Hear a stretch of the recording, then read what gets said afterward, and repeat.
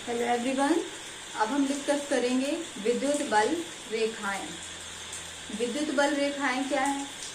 किसी विद्युत क्षेत्र में विद्युत बल रेखाएं किसी विद्युत क्षेत्र में खींचा गया वह काल्पनिक वक्र है जिसके किसी भी बिंदु पर कोई स्पर्श रेखा खींचने पर वह उसके विद्युत क्षेत्र की दिशा को प्रदर्शित करते हैं। जैसे कि ये कोई एक काल्पनिक वक्र है, अगर इसके किसी भी बिंदु पर हम कोई स्पर्श रेखा को खींचेंगे वह क्या प्रदर्शित करेगी? विद्युत क्षेत्र की दिशा को प्रदर्शित करेगी। तो विद्युत बल रेखाएं किसी भी विद्युत क्षेत्र में खींचा गया वह काल्पनिक वक्र है जिसकी किसी भी बिंदु पर स्पर्श रेखा खींचने पर वह विद्युत क्षेत्र की दिशा उस बिंदु पर विद्युत क्षेत्र की दिशा को प्रदर्शित करता है। अब विद्युत क्षेत्र, अब ये बल, जैसे ये कोई धनावेश है, इससे किस तरह से विद्युत बल रेखाएं निकलेंगी? अगर हम इस धनावेश के पास एक अन्य धनावेश रख देंगे तो हम क्या देखेंगे कि उन दोनों धनावेशों में प्रतिकर्षण होगा और वो धनावेश अनंत में चला जाएगा। तो इससे जो विद्युत बल रेखाएं निकलेंगी वो इस तरह से निकलेंगी।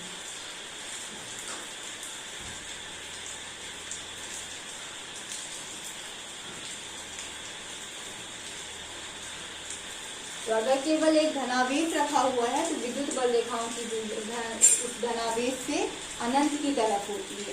इसी तरह ऋणावेश अगर कोई रखा हुआ है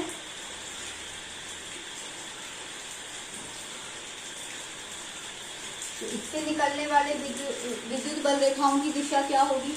ये अगर ऋणावेश है और अगर हम इसके पास में कोई धनावेश रखेंगे तो क्या होगा? दोनों में आकर्षण होगा और आकर्षण की वजह से वो धनावेश इसकी तरफ खिंचता चला आएगा। विद्युत बल रेखाओं की दिशा क्या हो जाएगी? इस तरह से।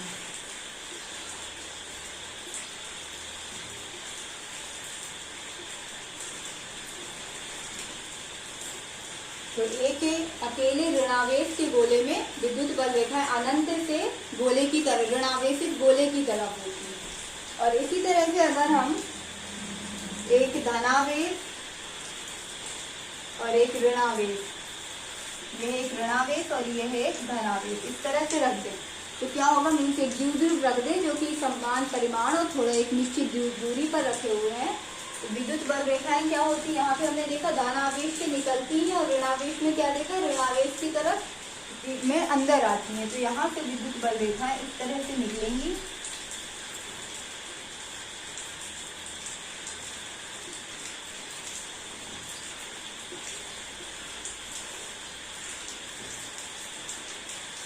और इस तरह से ऋणावेश पर जाएगी।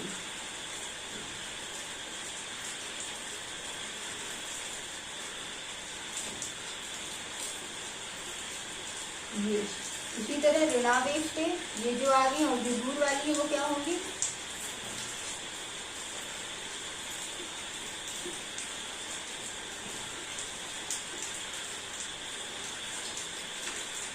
ऋणावेश इस गोले की तरफ आएंगी। इस तरह से ये होती है विद्युत बल रेखाएं।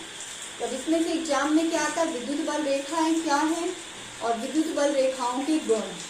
तो विद्युत बल रेखाओं के गुण इम्पोर्टेंट है, एग्जाम में आते भी हैं।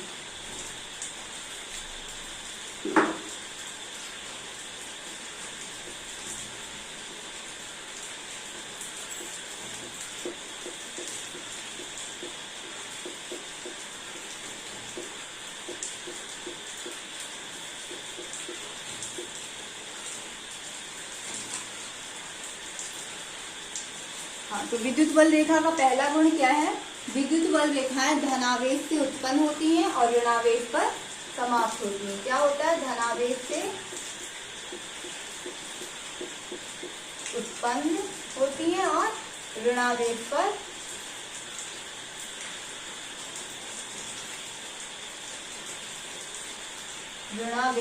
समाप्त होती हैं। दूसरा गुण क्या होता है? विद्युत बल रेखाएं विद्युत बल रेखा की किसी भी बिंदु पर खींची गई स्पर्श रेखा उस बिंदु पर रखे धनावेश की दिशा को प्रदर्शित करती। क्या? विद्युत बल रेखा के किसी भी बिंदु पर खींची गई स्पर्श रेखा उस बिंदु पर रखे धनावेश की दिशा को प्रदर्शित करती है। तीसरा होता है कि जो विद्युत बल रेखाएं होती हैं वो एक प्रत्यास्थ डोरी की तरह व्यवहार करती हैं, इसलिए हमेशा विजातीय आवेशों में आकर्षण होता है। क्यों होता है? क्योंकि वो प्रत्यास्थ डोरी की तरह, एक खिंची हुई डोरी की तरह व्यवहार करती है, और इसी कारण से विजातीय आवेश मतलब दो अलग अलग आवेश, एक धन आवेश और एक ऋण आवेश, उनमें हमेशा आकर्षण होता है। और चौथा पॉइंट होता है विद्युत बल रेखाएं अपनी लंबाई की लंबवत दिशा में परस्पर दूर हटने की कोशिश करती हैं। क्या करती हैं? अपनी लंबाई की दिशा के, जैसे ये लंबाई है तो अपनी लंबाई की दिशा के लंबवत दिशा में हटने की कोशिश करती हैं। इसलिए इसी कारण से सजातीय आवेशों में प्रतिकर्षण होता है। सजातीय आवेश के जैसे धन आवेश में प्रतिकर्षण होगा और ऋण आवेश में प्रतिकर्षण होगा। ये हो गए 4 पॉइंट। 5वां पॉइंट होता है जो बल रेखाएं होती हैं समवृत्ति वक्र बनाती हैं, क्लोज्ड वक्र बनाती हैं, क्लोज्ड वक्र या बंद वक्र बनाती हैं। सॉरी, जो विद्युत बल रेखाएं होती हैं वो बंद वक्र ना बनाकर हमेशा खुले वक्र बनाती हैं।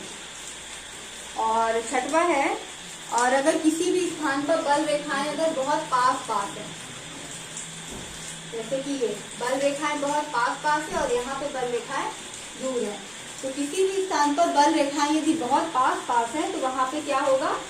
विद्युत क्षेत्र प्रबल होगा, और जहाँ पे विद्युत बल रेखाएं दूर होंगी वहां पे विद्युत क्षेत्र बहुत ही क्षीण होगा। नेक्स्ट है, जो विद्युत बल रेखाएं होती हैं परस्पर एक दूसरे को कभी नहीं काटती हैं। जो भी बल रेखाएं हैं वो दो बल रेखाएं किसी भी तरह से निकल रही हैं तो वो एक दूसरे को कभी भी नहीं काटेंगी, वो हमेशा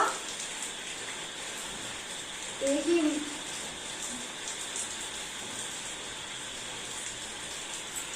विद्युत बल रेखाएं परस्पर कभी भी नहीं काटती हैं। इसके बाद 7वां है, और किसी एक समान विद्युत क्षेत्र में खींची गई बल रेखाएं परस्पर समांतर होती है। यदि किसी हम एक ही विद्युत क्षेत्र में बल रेखाएं खींचेंगे तो वो क्या होंगी? आपस में समांतर होंगी। तो ये होती हैं उसके विद्युत बल रेखाओं के गुण। और इसकी तरह से इसमें एक एग्जाम में क्वेश्चन होता है चुंबकीय बल रेखाओं और विद्युत बल रेखाओं में अंतर क्या है। तो सबसे पहला चीज होता है जो चुंबकीय बल रेखाएं होती हैं वो क्या होती है? बंद वक्र बनाती हैं, और विद्युत बल रेखाएं क्या होती हैं? खुले वक्र बनाती हैं। ये हमने पहले गुण में भी पढ़ा है कि ये विद्युत बल रेखाएं खुले वक्र बनाती हैं और चुंबकीय बल रेखाएं बंद वक्र बनाती हैं। तो आपको इतना समझ में आ गया होगा। अब इसके बाद हम पढ़ेंगे द्विध्रुव, डाइपोल।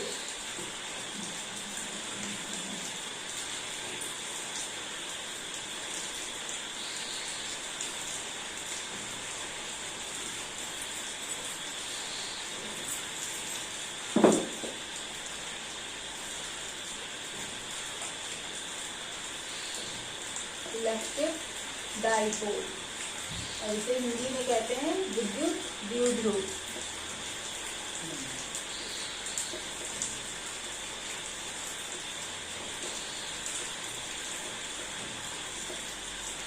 तो ये डाइपोल क्या है? जब दो समान परिमाण के दो समान परिमाण के विपरीत आवेश, जैसे कि ये हमने लिया एक ऋण आवेश और एक धन आवेश, इनका परिमाण समान है, तो जब दो समान व विपरीत आवेशों को एक दूसरे से कुछ अल्प दूरी पर रखा जाता है, एक अल्प दूरी है इनके बीच, अल्प दूरी एक, जब कोई दो समान व विपरीत आवेशों को एक दूसरे से अल्प दूरी पर रखा जाता है तो इस तरह से बने निकाय को कहा जाता है द्विध्रुव या डाइपोल। तो ये क्या है? ये जो पॉइंट है ए और एक बी, ए पे रखा हुआ है ऋण आवेश और बी पे रखा हुआ है धन आवेश। दोनों के मैग्नीट्यूड मीन्स परिमाण बराबर है और आवेश विपरीत है, एक ऋण है और एक धन आवेश है। तो और एक अल्प दूरी 2a पर रखे हुए हैं। तो इस तरह से बने निकाय को हम बोलेंगे विद्युत द्विध्रुव और या फिर इलेक्ट्रिक डाइपोल। अब देखिए, अब है द्विध्रुव आघूर्ण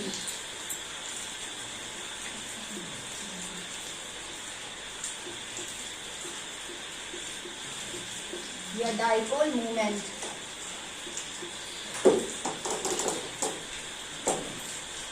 द्विध्रुव तो ये है, अब इसका हम आघूर्ण, द्विध्रुव आघूर्ण होता है P, ये है द्विध्रुव आघूर्ण। द्विध्रुव आघूर्ण क्या है? किसी भी द्विध्रुव का द्विध्रुव आघूर्ण उस द्विध्रुव के किसी भी एक आवेश और उनके बीच की दूरी के गुणनफल के बराबर होता है। क्या होता है? किसी भी द्विध्रुव का द्विध्रुव आघूर्ण मतलब P बराबर, इसके बराबर है उनमें उन द्विध्रुवों के किसी भी एक आवेश, कोई भी एक आवेश Q और उनके बीच की दूरी क्या है? 2a, बीच की दूरी के गुणनफल के बराबर होता है। ये है द्विध्रुव आघूर्ण मीन्स डाइपोल मूवमेंट। ये कैसी राशि? वेक्टर है, वेक्टर क्वांटिटी है। ठीक,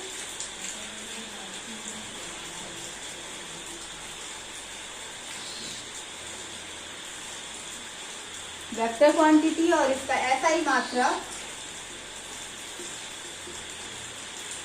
क्या होगा? इसका SI मात्रा ये है आवेश, आवेश का SI मात्रक होता है मीटर, सॉरी कूलाम, और ये है दूरी, दूरी का होता है मीटर। इसका SI मात्रक होगा कूलाम गुणे मीटर और CGS मात्रक होगा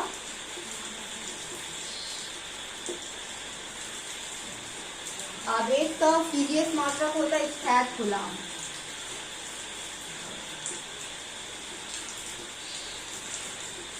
और दूरी का CGS मात्रक होता है सेंटीमीटर। इस तरह से है ये आज का टॉपिक विद्युत द्विध्रुव। अब नेक्स्ट वीडियो में हम विद्युत द्विध्रुव के कारण विद्युत क्षेत्र की गणना करना सीखेंगे। Thank you.